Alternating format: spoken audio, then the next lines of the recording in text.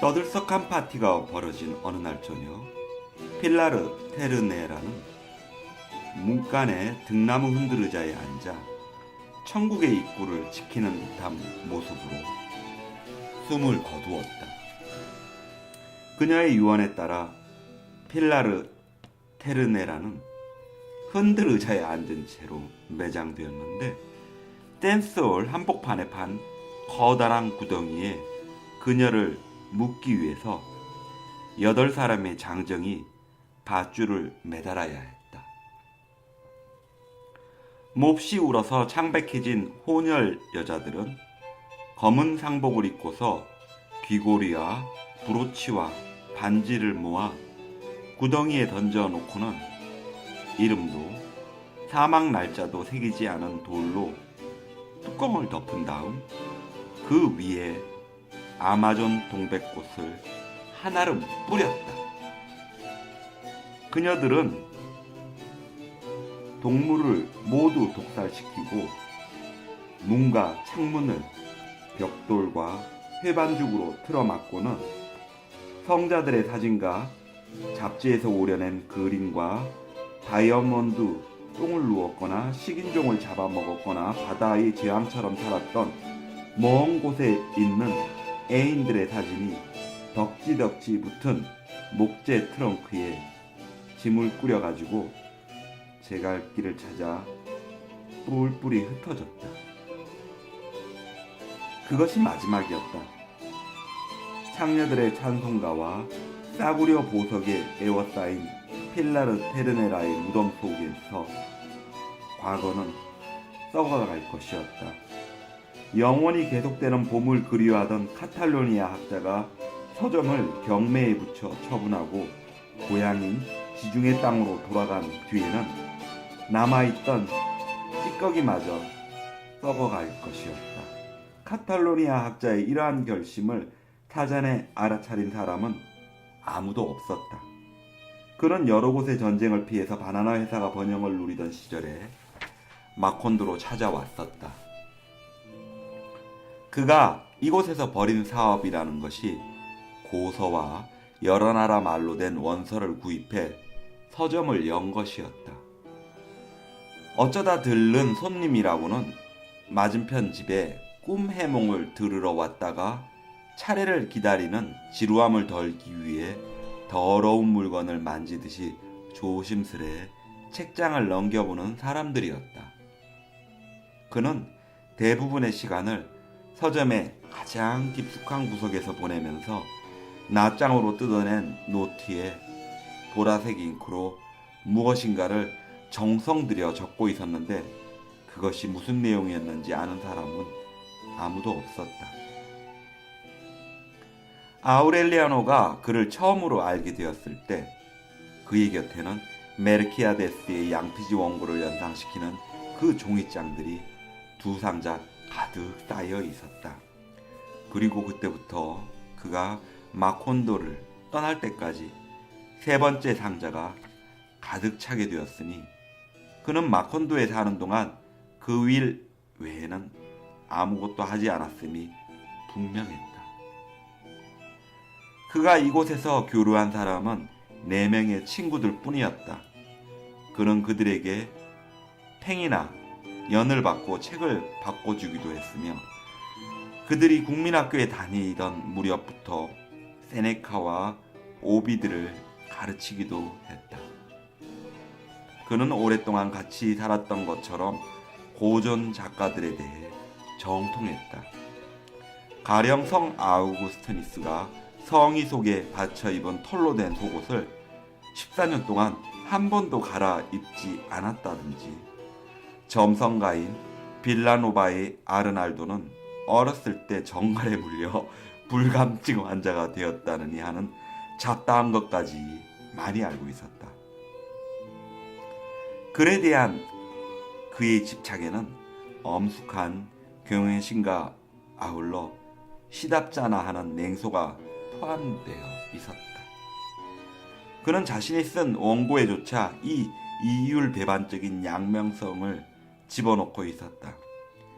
카탈로니아어를 배운 알폰소는 항상 갖고 다니는 신문 스크랩과 이상한 기술이 설명되어 있는 책자가 들어있는 큼지막한 주머니에 번역을 해볼 욕심으로 그의 원고를 한 뭉치 넣고 다니다가 어느 날 밤 굶어 죽는 것을 모면하기 위해 몸을 파는 여자 집에서 그것을 잃어버린 적이 있었다. 그러나 그의 얘기를 전해 들은 현명한 노학자는 모두의 예상과는 달리 껄껄껄 웃으면서 그것이 바로 문학의 운명이 아니겠냐고 말할 뿐이었다. 이와는 대조적으로 그가 고향으로 출발할 때는 무슨 수를 써서라도 새 상자의 원고를 가져가야 한다며 누구의 설득도 귀담아 들으려 하지 않고 상자를 화물칸에 싣게 하려는 여권에게 한바탕 욕설을 퍼부은 끝에 결국은 객차에 싣고 직접 가지고 갈 수 있게 되었다. 빌어먹을 세상이야. 그는 그제서야 한마디 했다. 사람은 1등간에 타면서 문학 작품은 화물 취급을 하다니. 이것이 그가 떠나면서 남긴 마지막 말이었다. 그는 떠나기 전 일주일 동안을 우울하게 보냈다.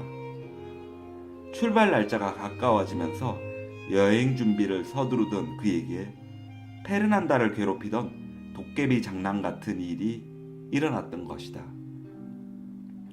자꾸만 이쪽에 있는 물건이 저쪽으로 옮겨가 있곤 해서 그의 기분을 상하게 했던 것이다. 이 연병알. 그는 욕설을 퍼부었다. 런던 종교회의에서 수락한 교회법 27항은 똥이라 먹으라지. 헤르만과 아우렐리아노가 그를 끝까지 돌보아 주었다. 그들은 어린아이에게 해주듯이 차표와 출국 서류를 지갑에 담아 카탈루니아 노학자의 주머니에 핀으로 고정시켜 주었고 마콘도를 떠나 바르셀로나에 도착할 때까지 지켜야 할 수칙을 종이에 적어 주었다. 그러나 그들의 세심한 주의에도 불구하고 노학자는 주머니 속에 그의 돈이 거의 반이나 들어있는 바지를 그냥 벗어놓고 갔다. 여행길에 오르기 전날 밤 그는 원고 상자에 못질을 하고 마콘도에 처음 가지고 올 때 가지고 온 여행 가방에 옷을 챙겨 놓은 다음 눈을 가드랗게 뜨고서 망명을 다니는 동안 그의 좋은 벗이 되어 주었던 책더미에게 축복을 내리고는 친구들에게 말했다. 저 똥덩어리들은 너희들에게 주고 가겠다. 이로부터 석 달이 지난 뒤 노학자가 바다를 여행하는 동안 적은 29통의 편지와 신장이 넘는 멋진 사진이 들어있는 커다란 봉투가 그들에게 우송되었다. 편지에 날짜가 적혀있지는 않았지만 내용을 보니 어느 것이 먼저 씌워지고 어느 것이 나중에 씌워졌는지 쉽게 구분이 되었다.